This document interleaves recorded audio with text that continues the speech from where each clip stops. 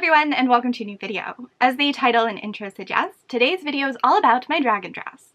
Now, this is a project I've worked very hard on, I'm very proud of, and also one that is very different than anything I've made, especially recently. This was based on an idea I've had for years, which is doing some sort of scaled Dragon Slayer inspired project that incorporates fabrics with a lot of texture to them, specifically textures that resemble dragon scales. My original idea for this was to do a jacket, which is pieced out of all of these different materials, but it eventually evolved into the idea of doing a dress with a bunch of slashes and burns and torn elements that expose other materials beneath them and also have materials applied on top of them. The end result would just be a feast of textures for the eye. And speaking of eyes, some of those ended up making an appearance as well. Now, my past self was not too interested in talking through the process of constructing this, so that is what my current self is going to do. I'll be popping up from time to time to add notes and hopefully make this video more cohesive and make it easier to understand the construction of this dress. Like all of my projects, this started as a sketch and then it turned into a giant pile of materials I planned on using to create that sketch, and then I draped the pattern, and then I got to work on the actual garment. So yesterday I got all of the body pieces cut out and I also got them flatlined. So there is a layer of cotton underneath all of these pieces to add opacity and rigidity because both of them are pretty prone to shifting around. Before basting the layers together around the edges, I did sew some boning channels into the flat lining, which you can see here. And I added bones to the waistline, but I haven't added bones to the seams or anything. I'm going to wait to do that until after everything is sewn together. Now, unfortunately, I can't do up the center front seam until the collar is sewn onto the side panels, which means I have to sew up the side front and side back seams. But I'm going to be inserting D-rings into those seams to provide lacing details on the sides, and I sort of want to do that while stitching the seams. So I'm not sure if I'm just going to add those after the fact so I can proceed with construction today because I'm not sure when they're arriving. But after the neckline is on, I want to bind the armholes so those edges won't fray because this fabric is very, very prone to fraying. And in order to do that, I have to fully line the garment. So the order of operations here is really important, and I'm trying to do everything right, but I'm also very much working on this project as inspiration comes, and it's sort of evolving as inspiration comes because it is one of those fantasy ensembles as opposed to something that's historically accurate and planned from the get-go and has to be constructed in a certain manner. So there's more fluidity to the construction method for this, but the order it's assembled in is very important to the finished garment and the finishing on it. So that is a little tricky. I did get the collar pieces cut out, so now I have to flatline those, and then I can get the side seams done up and get the collar sewn on and get the center front and center back seams done up and then get it fully lined and then get the armholes bound. Or at least that is my plan for today, unless I decide to wait for the D-rings, which I don't see happening because I'm impatient. Over here I have the collar pieces that I have just cut out of my black broadcloth, as well as the sequin material, and now I'm cutting out the lining using the same pattern I used for the brocade and the flat lining. As predicted, I ended up being too impatient to wait for the eyelets to arrive to seam them into the dress itself. So I went ahead and constructed the dress without them, and this is what it looks like on my dress form. So as you can see, the side panels on both the front and the back are made of that scaled brocade, which I got from Metro Textiles for about $8 a yard. It's just a polyester brocade, it is not particularly fancy, but the scaled texture of it really inspired this idea in this entire project, so I'm very grateful that I found it and managed to buy some. I had about 6 yards of it, which I didn't think was enough to do the entire dress, and I also wanted there to be some contrast within the dress. So I decided to make the front and back panels as well as the collar out of this sequin fabric. The sequin fabric was a little bit sheer, so it definitely had to be flatlined, and the brocade was pretty prone to warping, so it was flatlined as well. And I ended up sewing boning channels into the lining prior to flatlining the fashion fabrics. So this dress has some structure to it, which was really important because it ended up being very heavy. Here you can see it on my dress form with the chemise I made to go with it, which I'm currently wearing. And I did not really document making this at all, but it is constructed from a layer of silk chiffon and a layer of tulle. Both the front, the back, and the sleeves are quite rectangular looking in nature, with just slight slopes near the top edge to make them fall evenly. The cuffs of the sleeves and the chiffon near the collar was quilted, and then I slashed between the quilted stitches to create this textured effect, which was then embellished as was the cuffs and the collar. I will insert some photos here of how it developed, but unfortunately I did not really film or talk through any of that process in the moment. So I got an order from Amazon in the mail, and I got my buckle components. I've decided that I'm going to have buckles at the shoulders instead of seams because I don't think I added enough seam allowance. And I also bought 3/8 of an inch D-rings. So these were the smallest D-rings I could find, and I'm going to use these to mount the lacing on the side panels. And they're going to be mounted by strips of the fake alligator leather. So I've cut the strips to be the right width, but the problem with the leather is that it's stretchy.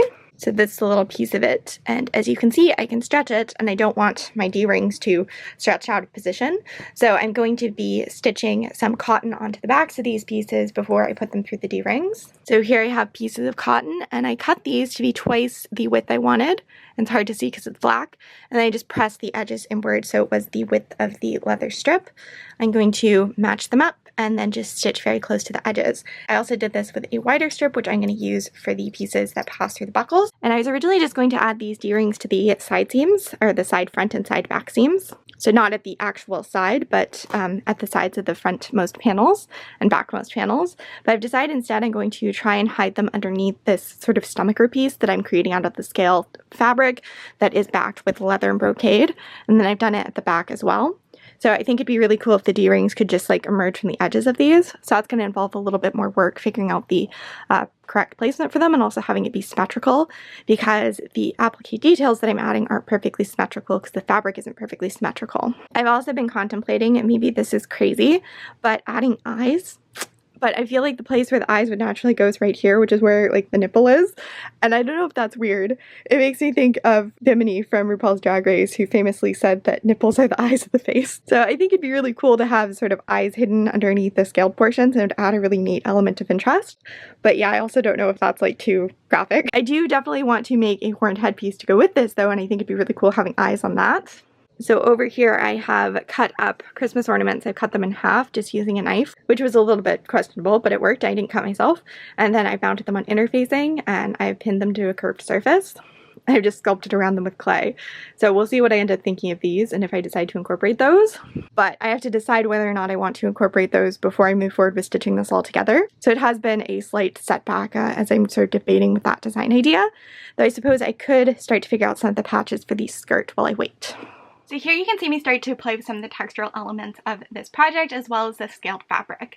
You'll see me do this later on, but basically I fussy cut out the scaled materials, I melted the edges, and then I outlined them with brocade and leather so they'd have more heft and almost the appearance of armor.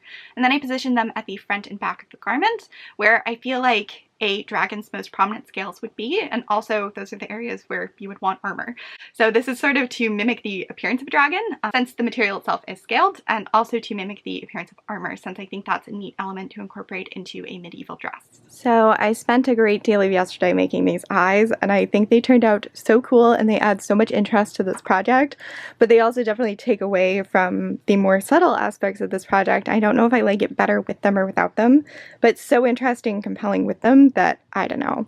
They are positioned at a very peculiar spot though. Like they're definitely on the boob, but just with the curvature of everything, that's where they work best. So I'm conflicted about whether or not I'm going to add these, but I think in the meantime I'm going to work on some of the textural elements for the skirt and make more of these scales that I can incorporate into the skirt. Can also get the lacing pieces mounted, and I will show you what they look like. They're hiding underneath this right now. Actually, you can see one on the back. So these are just D-rings, and I created straps to mount the D-rings on by cutting narrow strips of leather and then backing them with strips of cotton to give them more structural integrity because the leather is quite stretchy.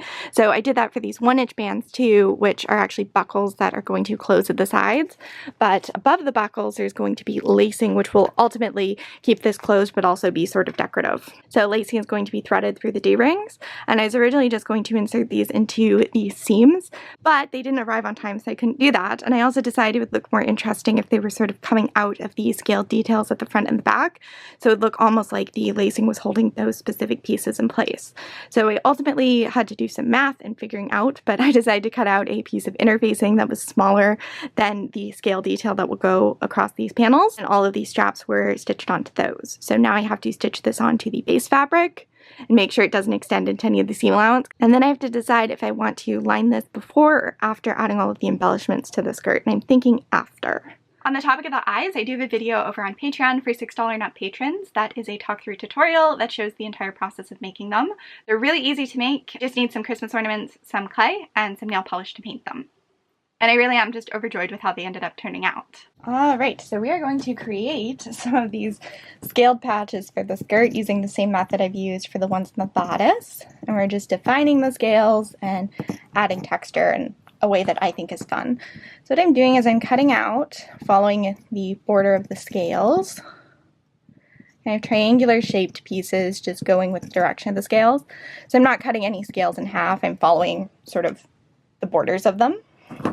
And we're going to do this to cut out some that are just a single scale, and then we're going to do others that are like little groupings, triangular groupings of scales. And I'm going to cut some from this side of the fabric, and then I'm going to flip it and cut some from the other, because I want to use both sides since they have different primary colors and textures.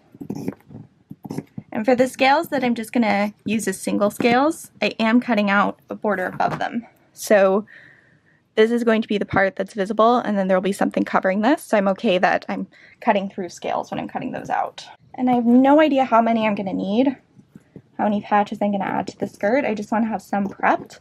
I'm trying to decide whether or not I want to add sort of one patch at a time to the skirt, or if I want to get a whole bunch pre-made and then get them all pinned on at once. I think artistically I like the idea of like placing one patch and getting it complete and then doing another and sort of slowly seeing it develop. But I think it's actually going to be a much nicer end result if I plan the placement of everything ahead of time so I can get it evenly dispersed. I don't end up with any kind of awkward blank spots or anything. And we're just going to cut out some more, and this time I'm going to cut them out from the wrong side of the fabric. Okay, so I feel like that is a good start, and now the next step is actually just going to be burning these. Sort of. This is made out of polyester, and polyester is plastic, which means it melts. So to prevent these edges from fraying, I'm just burning them slightly with a candle, or melting them slightly with a candle. And I have a lot to do, like seriously so many, so this is going to take a while. So I just spent 15 minutes singeing the edges of all of these pieces so they won't fray. And now I'm pinning those pieces onto my brocade and using pinking shears. These are scalloped pinking shears, so they create this little edge. I'm just cutting about 1/4 inch away from the edges that will be visible. And this is creating a decorative edge on the brocade. It's also going to help prevent it from fraying somewhat. And it sort of creates that scalloped effect, which I think looks a little bit like scales. And it doesn't have to be perfect. I just want to add like a little bit of a border and a little bit of interest. And I played around with a lot of different fabrics for this, and this ended up being my favorite. So that's why it's what I'm using. And if it frays over time, I think that's actually just going to add to the textured effect of this costume. It doesn't have any like structural significance on this costume, so if it does fray away to almost nothing, that's fine. And then the next step is going to be cutting out a layer of leather to outline these pieces further. This is a little bit time consuming to do, but I do think it creates a really interesting effect, so it's worth it. Alright, I've only been filming for 3 minutes, but I'm already hot because I had to turn my air conditioner off to talk, so I'm going to do the rest of this with music in the background.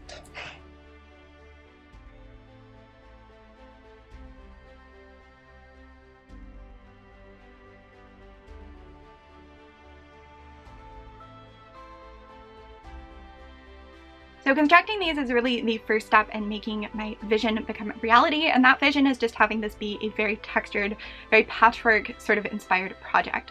But I wanted the skirt to be cut apart, torn apart, and then sewn back together and decorated with these patches and appliques that would give it a lot of texture and a lot of visual interest. I decided that these outline scaled pieces that I'm cutting out here were going to be sort of the main focus or the main starting point for adding all of that texture, and everything else would go on after them. It was important for me to make these first, and after I cut out all of the edges from brocade using the pinking shears, I pinned them all onto a alligator printed leather, and then I cut them out again with another 1/4 inch border, this time extending beyond the brocade. And this is exactly what I did for the ones that were on the front and the back of the bodice as well. I'm just repeating it with a bunch of different shapes and sizes for the skirt. I got everything cut out, and then I went over to my sewing machine. I just basted around the edges that I could that won't be visible. I think I'm actually going to try and pin some of these together before I stitch all the layers together, because then I can stitch them together and stitch all the layers together at the same time. So I'm going to create some little scaled appliques, and I'm probably going to insert some of these pieces of sequin material and some of these little squares that I've folded into triangles as well, just to diversify the texture. And I'm going to mount it all on some cotton, or at least that is my plan. So here I'm cutting out those squares that I mentioned, and these are just squares. I think they were 4-inch squares. And then I took all of these squares I'd cut out over to my ironing board, and I folded them in half on the diagonal, and then folded them in half on the diagonal again to create these points with a finished bottom edge that resembles the scales of dragons. I made these out of the brocade, which I could iron, as well as a fake leather, which I could not iron without it melting. So for the fake leather pieces, I just folded them while I was at the sewing machine, and then I quickly stitched across the top. I had some issues stitching across the top because fake leather is an absolute jerk to work with, as I learned on this project. I ended up putting tracing paper on top of them and then sewing across that, which my presser foot was much happier to sew across. Then I seamed a bunch of the scales together, having them overlap slightly to make them look more like scales. And for the fake leather one, I added some sequin material atop it, and then for the brocade strips that were seamed together, I added some little sequin embellishments too. Then it was time to start on the patches, and these were made out of the squares that I'd folded into triangles, as well as little bits of sequin material that I'd cut out and the scales that I'd outlined. I arranged these in various sort of triangular-ish shapes of a huge variety of sizes because I really wanted this to look organic and natural, and I didn't want any to be identical. Then I had to baste all of the components of each patch together so they formed one individual thing that could be sewn onto the garment.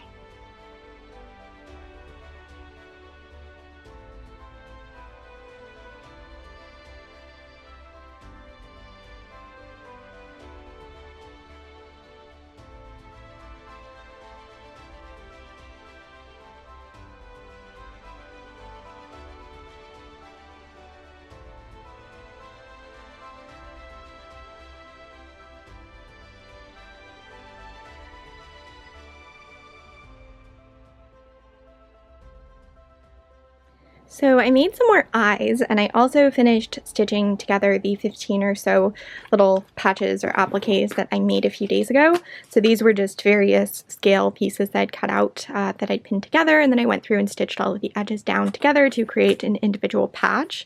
This was really rough on the fingers to do, as you'll be able to tell by this finger, which is a mess. It was just not super fun. But the 15 I originally created are now done and ready to be added to the dress. Or they would be, but I'm going to do something else first. Though I roughly pinned together the components that are going to decorate the front and the back, the scaled components, which are currently pinned right there, I haven't actually finalized the placement of everything yet, and I also haven't sewn the lacing panels on. I don't know how much of these I've actually shown, but these pieces are going to go on the front and the back, and the interfacing portion, that is the white part, will be covered by the scales I'm applying to this costume, but the D-rings are going to stick out and function as lacing that closes the dress at the sides. So I want to get these machine sewn onto the dress, and I can get these pieces pinned atop them, figure out the final placement for them, and then get them all stitched together as well. I just want the part you see the most, which is on the bodice or closest to the face, to be the most precise, so I think it makes sense to add that first before the dress is weighed down by various appliques on the hem. And speaking of various appliques on the hem, here you can see them all pinned in place. Well, most of them pinned in place. I tried to arrange these randomly across the dress, but also in a relatively balanced manner, so it didn't feel like one area was more densely covered than the other. But again, I didn't want anything to be symmetrical or repetitive, so I did try and mix up the placement as well as the sizes I used at various places. So I feel like it's been a little while since I filmed, but I ended up getting everything pinned the way I wanted it for the breastplate and the back plate. Then I got the layers sewn together and pinned in place. So with those done, I could start to figure out the placement for the lower appliques that I'd created. And I pinned them on, the like 13 or so that I'd made, and it just looked really sparse and bad, and I didn't like it. So I ended up deciding to make a few much larger appliques to go near the hem. And I also cut out some lace appliques to try and incorporate and cover some of the edges and just make them look more incorporated in the dress instead of just stuck on top. And I feel like it worked really, really well. So now I'm pretty much happy with the placement of all of the scaled appliques I've created, and I want to get them stitched on before I actually sew on the lace, because the lace can go on top of the fabric, whereas for these scales I have to actually cut little channels to insert the top and finished edges into. So I'm really nervous to do that, and I'm not sure if I should start from the top and work my way down, or vice versa, or start on the back panel where things will be less noticeable, or just dive in and do it on the front. I'm a little bit stressed about it, but I just need to pick a starting point to get it done, and then hopefully it will get easier the more I do it. And once I've sort of mastered the process, I will film a little bit of it for you. I should say though, I didn't end up sewing on the breastplate and the back plate because I realized I didn't want to damage the eyes while I'm working on the rest of the dress. So I'm actually going to sew those on at the ends once the skirt has been sorted out. But I did pin it in place just so I get an idea of how it looks on there and how it looks with the rest of the piece positioned on the skirt. I've also started working on some of the other things I'm going to do because these are just the larger panels. I'm also going to cut out individual scales and add sort of different layers of material underneath it, and beaded sections and burn sections, etc. And some of those are going to be the same treatment that the sleeves have, one of which is over here, and this is created by chiffon over top of tulle that has been stitched down and then cut in between the stitches. So I'm going to be doing some panels of that too to incorporate throughout the skirt. Since I mentioned that technique, I will go ahead and show it in action. So here I am creating some of those pieces that will be appliqued onto the dress later on. So this is created just by pinning a layer of chiffon and tulle together and then stitching vertical lines across it that are a variety of distances apart. So all of the lines are straight, but some of them are 1/4 inch apart, some of them are 1 inch apart, some of them are 1/2 inch apart. I really tried to mix it up again because I wanted this to look natural and organic. I know I just said vertical, but you actually want these to be diagonal on the fabric, so after it is cut, the material is cut on the bias and it's less prone to fraying, even though fraying is somewhat encouraged and does add a bit of texture to this.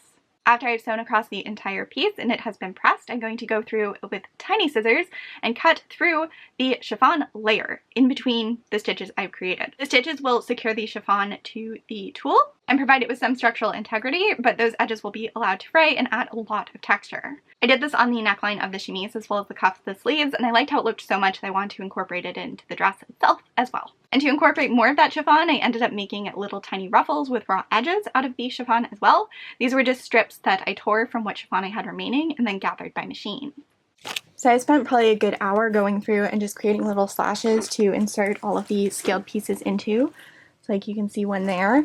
So they look more cohesively part of the dress as opposed to just being popped on top of it. And these are much easier to do when they extend across. Sorry, like all of them I've shown you have been out of frame.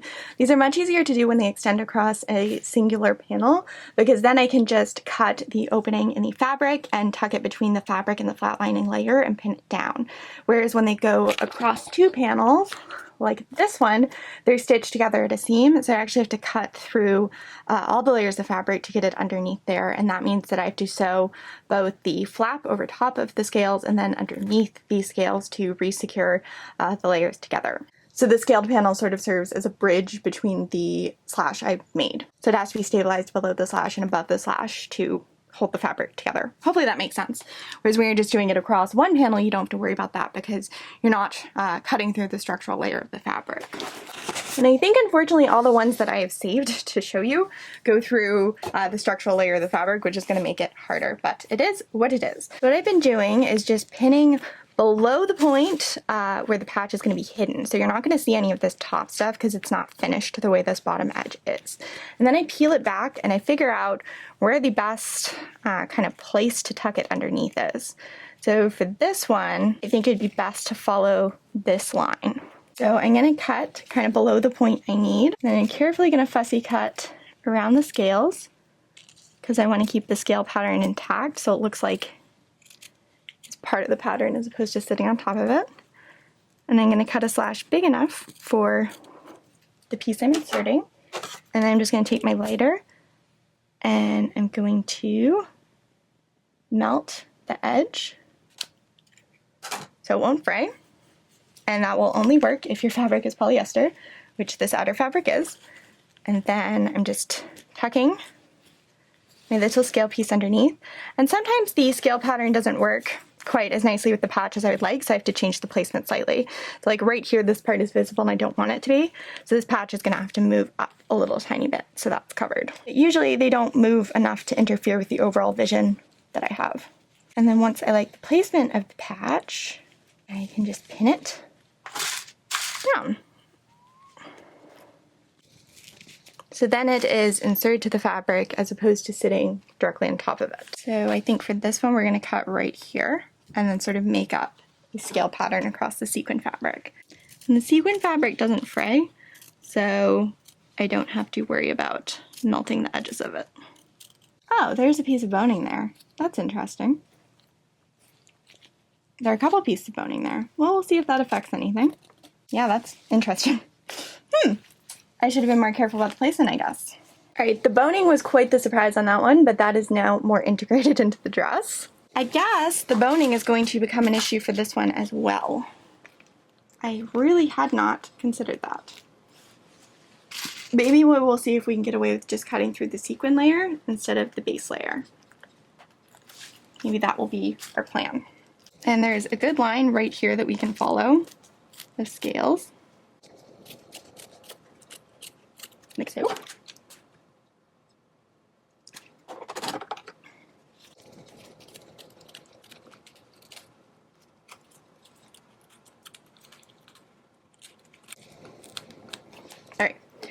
So the applique can't tuck under here at this point because there's a seam here, and it's the same situation for here, but I don't want to cut through boning again. So actually now I can completely unpin the applique because it's going to have to move up a little bit to work with this placement. Now what we have to do is we have to cut the applique so it is cut to sit right there so it doesn't kind of interfere with the seam.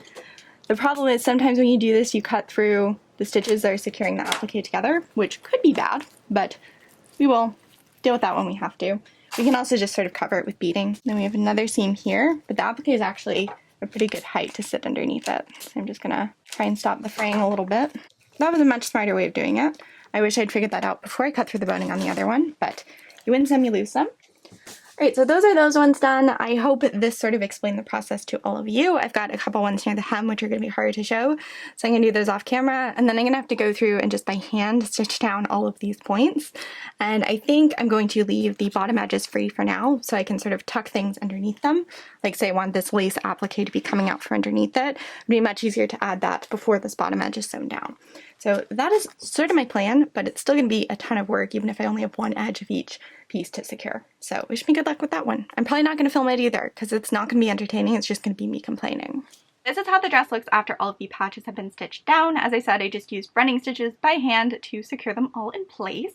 And I left the bottom edges of them free because I was planning on having lace extend out from underneath them as well as overlap on top of them. And speaking of lace, that was one of many materials I used in this process and adventure to add absolute heaps of texture to this.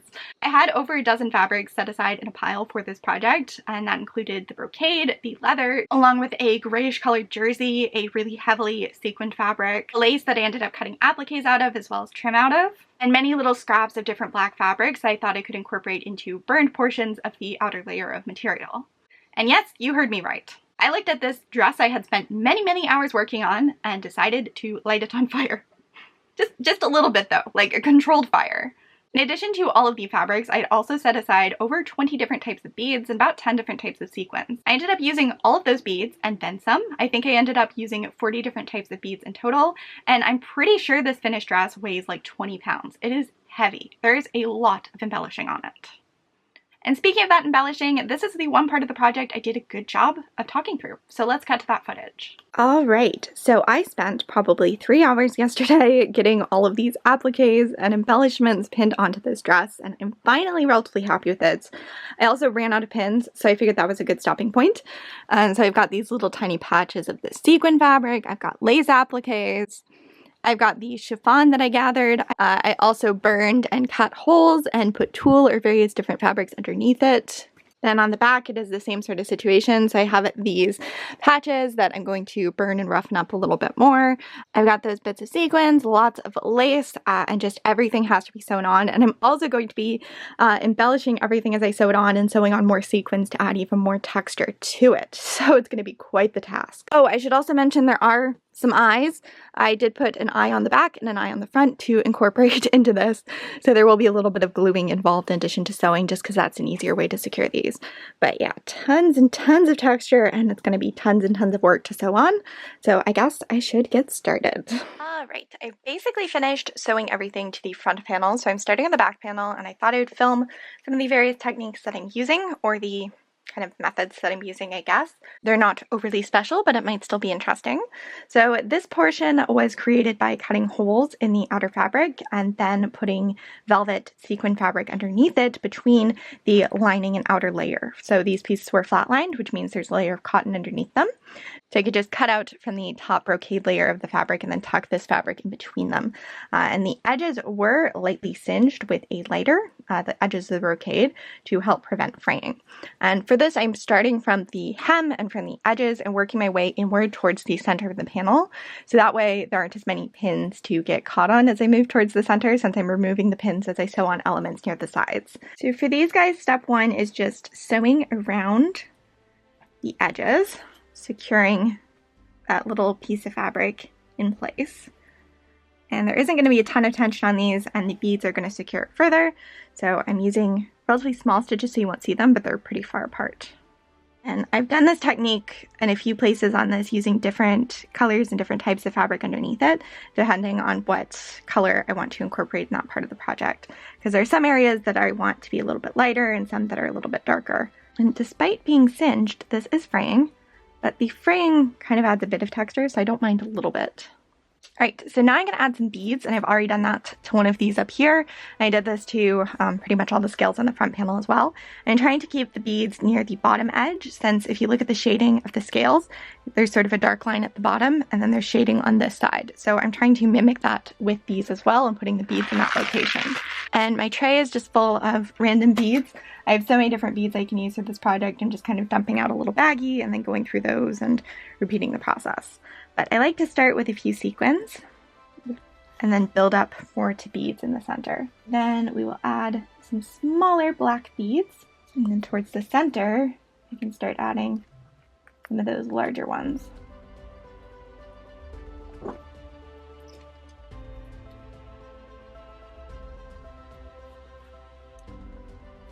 So that I am pretty happy with. We've got lots of beads on there, lots of texture. It's very much concentrated at the lower and right sides, so it's consistent with the shading throughout. There on the back side, I can just tie off my thread, and then I will jump on over to another one of these scales and repeat the process.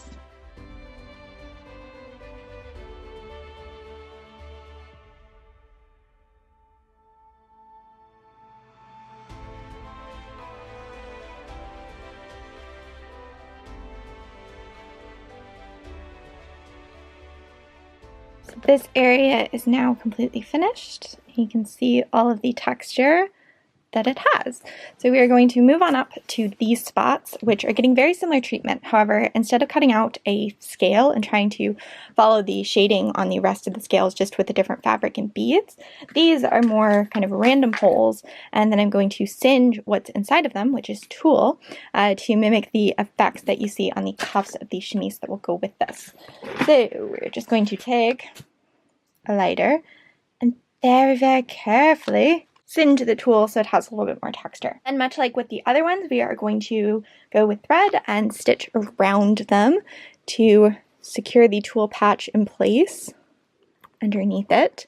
And then we're going to add beads more towards the center because we're not trying to mimic the shading on the scaled fabric. Because I cut out a brocade scale and sort of replaced it with a different material. These are really truly random little patches. And the cuffs on the chemise are really densely beaded. So since this has the same textural detail, I kind of want to keep that cohesive as well. And I'm using some larger beads as well. And I'm primarily using darker beads for these. I'm not using very many of the light ones. And I will use some sequins around the edges as well, just because I feel like that kind of grounds the beads and makes them look less random.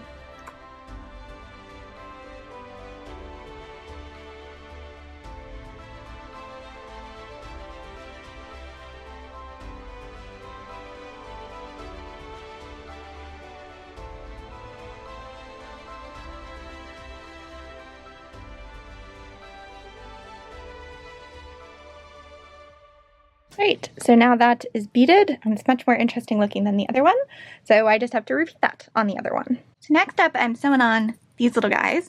So these are just made out of the sequin fabric, and the fabric is heavily beaded, and because it's beaded, that means when I fussy cut out these little pieces, I'm cutting the threads that secure all the beads together.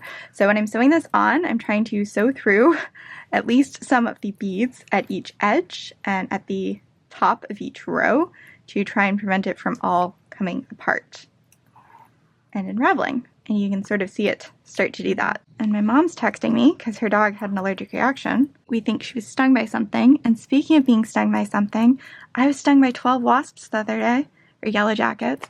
Never been stung by a bee or wasp before, so why not get stung a dozen times in one go? That's fun. It's actually not fun. I would not recommend it.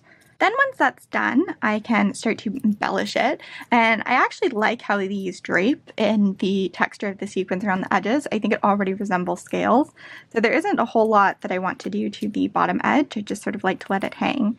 But this top edge where some of the beads have come off, you can see the chiffon base, and it doesn't look as good. So if I have sequins that have fallen off that match the ones on the fabric, then I will sew some of those on to help bridge the gap between the material and where the sequin fabric starts. but I don't have many of those. Most of them have just fallen on my floor and I have not collected them. I'm going to also use beads and other sequins to bridge the gap between it and the fabric as well. And I'm doing this by having the beads be largest towards the scaled or sequined fabric portion, and then smaller towards the top edge to blend it in with the fabric. And there are a lot of these to do, but most of them are deeper towards the center of the project on the back panel, so they will be much harder to film, which is why I'm just filming those little tiny ones off to the side. This is one side that has kind of been blended into the fabric with more beads, and this side hasn't. You can just see the raw top edge of chiffon. So we're going to fix that on that side as well. And these are probably my least favorite of all of the applique details that I'm doing.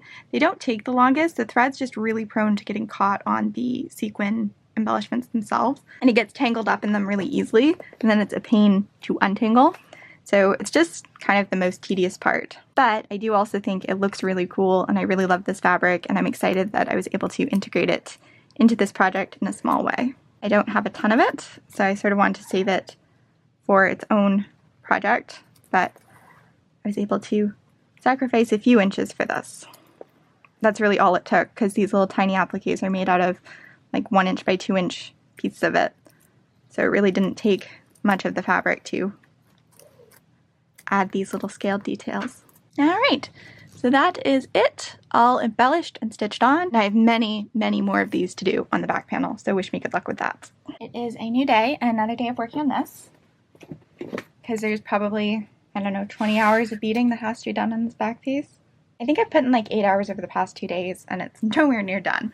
But right now I'm going to talk through adding these little patches. So these were made out of the chiffon that was stitched to tulle, and then I cut between the stitch lines to create this textured effect. And I did this on the chemise, so I wanted to mimic it a little bit on the dress as well.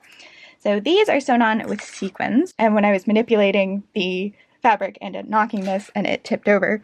So now all of my sequins are not in little piles, but I'm just going to take sequins and sew them on with one stitch, so I'm not securing down both sides. And I did this for the chemise as well. I have these incorporated into part of it to just add a little bit more texture. And I like using the same type of sequins for each row. So there's a line of one type, and then we will jump over and repeat that process more towards the center of the panel. And for this one, I'm going to use 3mm black sequins. And I vary how close together they are. Sometimes they're like 1 inch apart, sometimes they're 1/2 inch apart. Just depends how I'm feeling. That's what I like about this project. I can kind of make it up as I go along, and the more differences there are in each component, the more textured it looks and the more interesting it looks. So the randomness kind of benefits it, which is neat. Then for this last one, we're going to use the tiny little silver ones.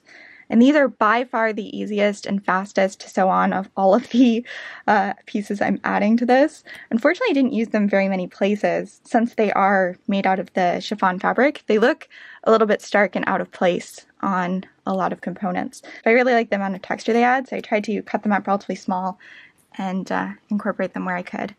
But yeah, definitely the fastest of all of the elements. Made sure to change the batteries before I started filming that clip. I did not change the memory card and it ran out of space. So I just finished sewing that on, and as I said, it's secured on with those lines of sequins relatively close to the edge. And then I've just jumped over and I'm going to repeat the process on this guy. I ordered so many sequins for this project and only like 2 of them kind of match, and I'm very annoyed because I spent like $50 on sequins. But this project is just such a strange warmish gray tone, and all of the gray sequins are very blue-based, and they just don't look right on this. These ones are kind of clear enough that you don't really notice. And I don't think the silver ones look that great, but I'm using them in such small areas that I don't think it's an issue. But it's very frustrating. It is also frustrating having none of my sequins in piles because I knocked the container they're in. I need to get myself like a proper beading tray with little pockets. This is fine for the majority of the beading on this project, which is just sort of putting random beads wherever, but when I'm trying to do this, it becomes a little bit frustrating. I was originally actually going to do even more beading on this. I was going to like embellish all of the scales, but I don't think it needs it. I think the scales have actually ended up being the least embellished part of this costume, which is not what I intended, but sort of an interesting outcome. And for this last one, I think we'll use the tiny black ones again. It's interesting. I'm so used to millimeters being a measurement for sequins, but I've been into earrings recently, like cartilage piercings and stuff, and all the jewelry is measured in millimeters. So I have like a point of reference for what a 3mm earring looks like, because I work with 3mm sequins all the time. Though, I will say, 3mm looks much bigger in your ear than it does on a costume. And some of the things I would like to put in my ear are just like gargantuan once you actually get them up there, which is unfortunate because they're very sparkly and pretty. All right, so that is the last sequin, and now I have to flip this over and tie the thread off, which is increasingly harder the closer to the middle you get, but luckily this is near the edge, so it is still relatively easy to flip over and tie off. There we go. Those are those patches secured. So the next component I'm going to sew on is similar in that it's also made out of chiffon, but these are made out of chiffon strips that I tore and then gathered down the center of, and I'm leaving the edges raw so they have lots and lots of texture. Some of them will have to be trimmed because they have a little bit too much texture and fraying. And these are sewn on in the same manner, so I'm just going to have a row of sequins secured with a single stitch going through the center to hold it on. For this one, I think I'm going to use black sequins, even though they're boring, because I use silver on the one next to it. And again, I really, really like how these look. These unfortunately didn't work in a lot of areas just because they are so much lighter, but I really like how I've been able to have them going diagonally across the fabric following the scale pattern. And some of them were pinned on twisted, and I could correct that, but I kind of like how it just adds more texture to it. Though I will say, once this was off the dress form, I did straighten up a lot of the appliques because they're sort of haphazardly pinned on. It's much harder to pin it on when it's vertically in front of you than when it's flat. But for some of them, kind of the way they hang when they're vertical matters. So those ones I haven't been able to reposition as much. I'm also leaving some of those until last so I can double check how everything looks on the form before I stitch them on. They're also more towards the center, and I'm trying to do everything at the edges first, just so I can remove the pins at the edges as I work my way inward towards the middle, because my thread likes to catch on the pins, and the pins like to catch on the fabric, and it can just make it harder to work on some of those components towards the middle. Of course, as you sew these on, you add beads and sequins, and those are things that the thread likes to catch on as well, so there's sort of no winning. The stuff in the middle is just naturally going to be harder, I suppose. But here you can see it's twisted. And some of these were gathered with black thread, and some of them were gathered with gray thread, so that adds more kind of variation to it, which I like. So many historical projects are just kind of strictly planned from the get-go, and you have to do things a certain way to make them look the way they did in a fashion plate. So it's fun doing something more fantasy-inspired, where kind of the goal is to have it look not random, but that you're allowed more creative freedom, and that creative freedom is allowed to kind of evolve as you work on it. It's nice. Sometimes when my mental health is poor, it's nice having kind of a really strict outline to follow like you get with historical things, but something like this is fun too.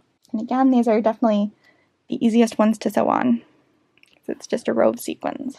So there is that, all nice and sewn on, and I have another one over here that's narrower that I sewed on with silver beads, and then I have this relatively long one in the middle to stitch on as well. All right, my nail polish is going to give away that it is a new day. I did a whole bunch more beading yesterday, but I did stuff more towards the middle, so it was harder to film, so I did not film it. But this is one of the appliques that will be sewn on, cut out of a fabric that looks like a normal lace, but it is an Aloncon lace, which means it has these kind of nubby corded bits, and there's mesh between the various Aloncon pieces that can be cut apart to create appliques. So that is what I've done, and there are appliques in a bunch of different dimensions, and there are even appliques that are more like lace trim, which extend across the entire borders of the fabric. Fabric like this is awesome because it is much cheaper to buy a yard of it typically and cut it apart for appliques than to buy individual appliques, which can be several dollars each. I bought this for a Halloween costume last year, but it's come in handy for this as well. So there are a lot of larger appliques on this, or portions of the edging that I've used as trim, but the process for sewing them on is all the same. So basically I have to go around the edges to sew them on. So I figure while I'm doing that, I might as well incorporate some sequins. So you might not be able to tell, you can sort of tell, but when I stitch around the edges, I'm just picking up a sequin and stitching one down at the same time. And a lot of these I've outlined with the black sequins just because I have tons of them, but for some of them I've been outlining them with silver, and that just adds a little bit more lightness to the project. And this is technically all you have to do, just secure down the edges, but of course I'm going a step further, and for all of these I've been embellishing the middle portions further so they just look a little bit more dense. And depending on the quality of the fabric you buy and just the style of it will depend on how dense the beading is inside of the appliques. And these ones have a lot of kind of openy spots that I just don't think look very good. So I've been filling them in. I have been watching the miniseries Chernobyl while I work on this. I mean, most recently. I've gone through like 20 hours of TV while working on this, and I've managed to stomach all of it, but I had to skip the part where the animal control officers were doing their job. I can deal with the human suffering, but god damn it, if they're going to kill a dog, I'm not going to watch it happen. I don't know why my brain is like that, but it just deals with the death of people much better than the death of animals.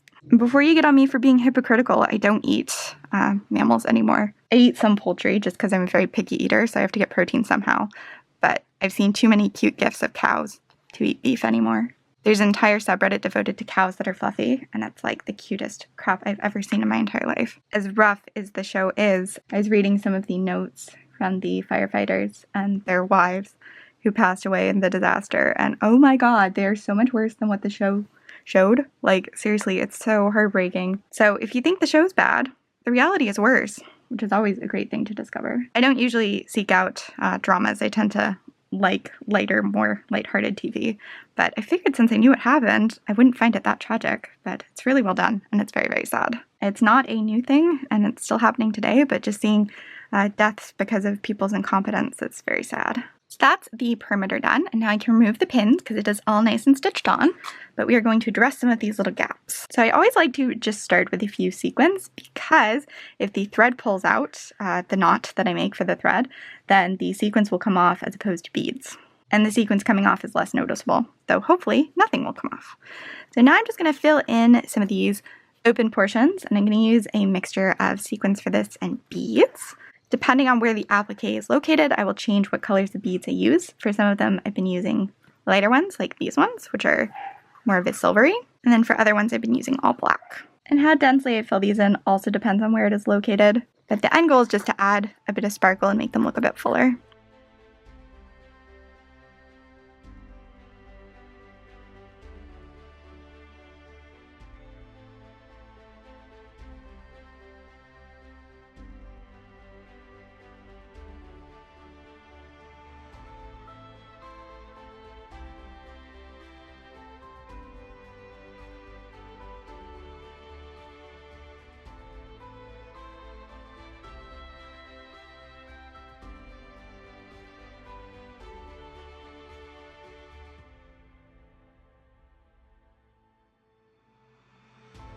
Alright, so now I've filled in a bunch of those gaps and it just looks a little bit fuller. You can see one of the other appliques I've done over here. It has gotten the same treatment. There's one here as well. And then this is a piece of the trim that was used and embellished in the same manner. And there's still quite a bit more to do over there, which I'm not looking forward to. But before I sew down the remaining appliques, we're going to install this eye, and for that we're going to use hot glue. I've tried to sew as much on this as I possibly can because I don't personally like using hot glue. One, sewing will do the job, but for these eyes, they're just so thick, they're much easier to glue on than they are to sew. So that's what we're going to do. And there is one on the front panel as well that I have to glue down, and then I will stitch what I can surrounding them to make them look cohesive with the costume. And this was sculpted on a curve. I have a tutorial about how I made these over on Patreon if you're interested. So it doesn't want to sit perfectly flat, but it's good enough. And I'm just going to glue some of the lace to sit around it because I can't really sew the lace to it. So now all of the edges of the eye are covered except for right here, which I can cover with beads because it is thin enough to stitch through. And I think that looks pretty good. So now that this is glued on, I can go ahead and stitch everything on around it, which I was putting off until the eye had been glued down because I want to be able to lift up the edges to hide the seams of the eye. So now I just have to do this on the front panel.